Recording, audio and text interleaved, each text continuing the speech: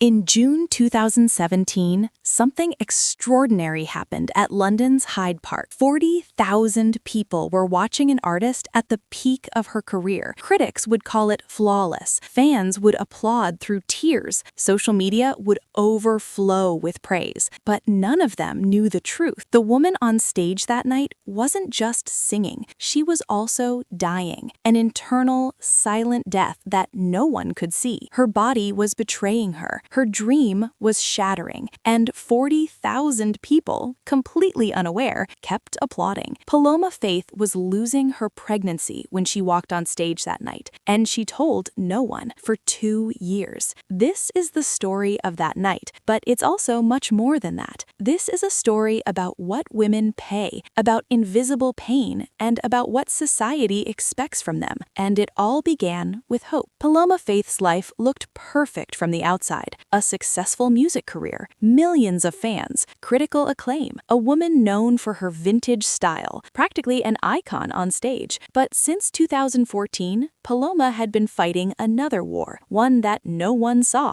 that gossip magazines didn't write about, that social media didn't know about. She was trying to become a mother. For 3 years, IVF treatments, hormone injections, waiting, hope, disappointment, trying again. Every month, watching her body tell her no. Every negative test result felt like a small death. Years later, she would tell her therapist, "It felt like my body was betraying me. Everyone kept saying, 'Relax, don't stress,' as if wanting a child was somehow my fault." But the music industry doesn't wait for emotional crises. Record labels don't care about your IVF treatments. Tour schedules aren't postponed from miscarriages. Radio interviews aren't canceled because your heart is broken. You either show up and perform, or you disappear. Paloma chose to show up. She smiled, she sang, she danced. She wore elaborate costumes, applied dramatic makeup, and played the role of Paloma Faith, fearless pop icon. But inside, she was quietly falling apart. And then, in early 2017, something changed. The pregnancy test came back positive. Paloma didn't tell anyone at first. Her manager didn't know, the record label didn't know, even most of her band didn't know. Because after what she'd been through, the failed treatments, the false alarms, the heartbreaks, you don't celebrate early. You hold your breath. You protect that fragile hope like glass. She was 8 weeks pregnant when the Hyde Park call came. Her manager was excited, almost shouting, "Paloma, you're headlining British summertime. 40,000 capacity. This is massive. This is career-defining." And Paloma, sitting alone in her kitchen, one hand still on her flat stomach, thought, "I'm pregnant, finally pregnant, and I have to do this show." What no one tells you about early pregnancy is this: it's terrifying. Every cramp sends you into panic. Every twinge makes you think something's wrong. You become aware of your body in ways you never were before. And for someone like Paloma, someone who'd already lost pregnancies before, every single day felt like walking a tightrope. But she said yes to the show, because that's what you do. Because turning down Hyde Park would raise questions she wasn't ready to answer. Because maybe, just maybe, everything would be fine. The weeks leading up to June 14th were brutal. Rehearsals in hot, stuffy studios, costume fittings that suddenly felt too tight, morning sickness that had to be hidden between takes. Her assistant would find her in the bathroom, pale and trembling, and ask, "Are you okay? Should we cancel today?" And Paloma would wipe her mouth, reapply her lipstick, and say, "I'm fine, let's go." But 3 days before the show, Paloma started spotting. Not much, just a little. Enough to make her heart stop. She called her doctor. "Is this normal?" "It can be, but you need to take it easy. No stress, no physical exertion. Take it easy." She was about to perform a 2-hour stadium show in 3 days. And then, on the morning of June 14th, everything got worse. Paloma woke up at 6 a.m. in her London flat. The first thing she felt was pain. Not the dull ache she'd felt before. This was sharp, insistent, wrong. She went to the bathroom, and that's when she saw the blood. Her hands were shaking as she called her doctor. Her voice was barely a whisper. "Something's wrong. There's blood. A lot of blood. You need to come in, now." "I can't. I have a show. I have 40,000 people." "Paloma, you need to come in." But she didn't go, because here's the impossible choice that women like Paloma face. If she went to the hospital, the show would be canceled, 40,000 fans would be turned away, millions of pounds would be lost. Her reputation, the reliable artist, the professional, would take a hit. The industry doesn't forgive women who can't handle it. So Paloma made a different call. She called her manager. "I'm losing the baby." Silence on the other end. Then, "Oh my God, Paloma, cancel the show. We'll figure it out." "I can't cancel." "Yes, you can. Your health." "If I cancel, everyone will know. The press will find out. My private pain will become public. I can't do that." "Then what do you want to do?" Paloma looked at herself in the mirror, pale, exhausted, bleeding, and she said the words that would define that entire night. "I'm doing the show." Later, in therapy, Paloma would try to explain why she made that choice. "I think part of me thought, if I just keep moving, if I just keep performing, maybe it won't be real. Maybe I can outrun the grief." But you can't outrun grief. You can only delay it. At 2 p.m., Paloma arrived at Hyde Park. She walked past the production crew setting up stages, past the food vendors, past the security guards checking credentials, and she went straight to her dressing room and locked the door. For the next 4 hours, as the crowd gathered outside, as her bandmates did sound check, as journalists arrived to cover Paloma Faith's triumphant return to live performance, Paloma Faith sat alone in that room, bleeding, crying, and losing the baby she'd fought for so hard. At 6:45 p.m., there was a knock on Paloma's door. 15 minutes. She looked at herself in the mirror. Red eyes, pale skin, the physical evidence of what her body was doing to her. And then she did what women have done for centuries when the world demands they perform despite their pain. She put on the mask. Foundation, thick enough to hide the pallor. Concealer, under the eyes erase the evidence of tears. Eyeliner, bold, dramatic, the Paloma Faith signature look. Lipstick, red, defiant. The vintage-inspired dress with the full skirt, the one that hid everything. The heels, even those standing hurt, and finally the wig, the iconic Paloma hair. She looked at herself one more time. The woman in the mirror looked like Paloma Faith. The woman inside felt like she was dying. She walked down the corridor toward the stage entrance. Each step sent pain through her body. Her manager walked beside her, whispering, "You don't have to do this. We can still... I'm doing it." At the side stage entrance, she could hear them, 40,000 voices, cheering, chanting her name. They had no idea. They were expecting Paloma Faith, the powerhouse, the performer who never missed a beat, the woman who wore her heart on her sleeve, but her strength like armor. And that's exactly what she was going to give them. The stage manager counted down.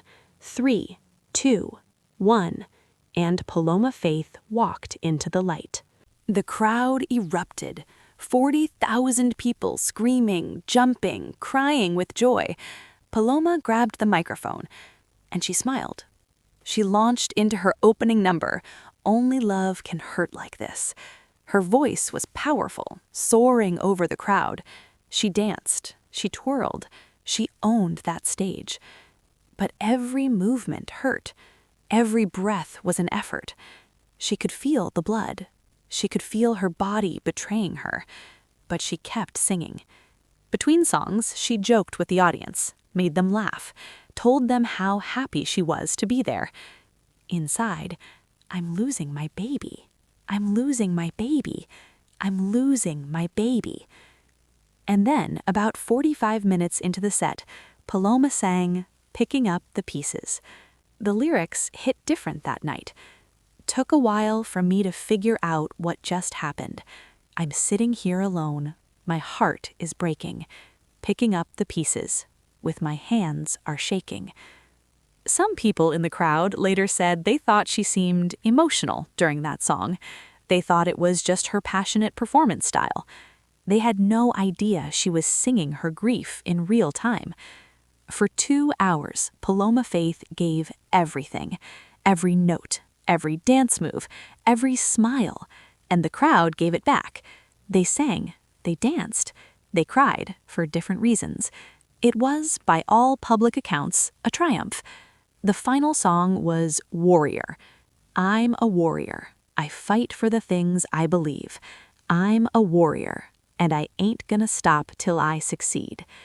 She sang those words while her body was giving up, while her dream of motherhood was slipping away, while 40,000 people cheered for her strength, not knowing she was breaking. The lights went down. The crowd roared. Paloma Faith took her final bow, and the moment she was off stage, she collapsed. They rushed her to the medical tent, not to a hospital. That would cause questions, press, scandal. Just to the festival medical tent, where they laid her on a cot and gave her water and told her to rest. "You did great out there," someone said. She wanted to scream. At midnight, after the festival had emptied out, after the crew had packed up, after the journalists had filed their glowing reviews, Paloma finally went to the hospital. The doctor confirmed what she already knew. She had miscarried during the performance. Paloma sat in that sterile hospital room, still wearing remnants of stage makeup, and felt nothing. Not sadness, not anger, just nothing. Shock, dissociation, the body's way of protecting you when the pain is too much to process. Her manager sat beside her. "I'm so sorry. I'm so sorry." "I did the show," Paloma said quietly. "They'll never know. You shouldn't have had to do the show, but I did." For the next week, Paloma stayed home. The festival reviews came out. Paloma Faith delivers career best performance at Hyde Park, a triumph of vocal power and emotional depth. They were celebrating her greatest performance, and she was grieving alone. She didn't tell anyone what happened, not publicly, not for years. Because how do you explain you performed while miscarrying? People would either call you a hero or call you crazy. And Paloma didn't want to be either. She just wanted to have been allowed to grieve. It wasn't until 2019, 2 full years later, that Paloma finally talked about what happened. She was doing an interview about her struggles with fertility, and the journalist asked, "Was there ever a moment where it felt impossible to keep going?" And Paloma paused for a long time. And then she said, "I once performed a stadium show while having a miscarriage. Nobody knew. I didn't tell anyone until now." The interview went viral immediately, not because people were shocked she performed through pain. Women do that every day. But because she finally named the impossible standard women are held to. Show up, smile, perform. Don't let them see you break. Thousands of women responded. "I went to work the day after my miscarriage because I couldn't afford to take time off. I taught a full day of classes while bleeding through my clothes. I gave a presentation while my body was rejecting my pregnancy." This wasn't just about Paloma Faith. This was about every woman who's been told her pain is inconvenient, every mother who's expected to sacrifice without complaint, every performer who's not allowed to be human. And Paloma realized something. That night at Hyde Park, she thought she was hiding weakness, but actually she was exposing a system that demands women destroy themselves for entertainment. Today, Paloma Faith is a mother. After years of IVF, after multiple losses, after more pain than anyone should endure, she has 2 beautiful daughters. And when interviewers ask her about that night in June 2017, she says, "I don't regret doing the show, but I regret that I felt I had to. I regret that the system made me choose between my career and my grief." The music industry has slowly started to change. More artists are speaking openly about miscarriages, fertility struggles, postpartum depression. More women are saying, "I'm human first, artist second." And a lot of that shift started with women like Paloma Faith, who finally said, "This is what you didn't see. This is what it cost." So the next time you see a flawless performance, the next time you see a woman on stage, radiant and powerful, remember, you're seeing the mask. You're not seeing what it took to put that mask on. You're not seeing the blood, the tears, the silent losses. Paloma Faith lost her baby on stage in front of 40,000 people, and nobody knew until she was ready to tell them. That's not just a story about strength. That's a story about the price women pay for our entertainment. And it's a story we need to keep telling.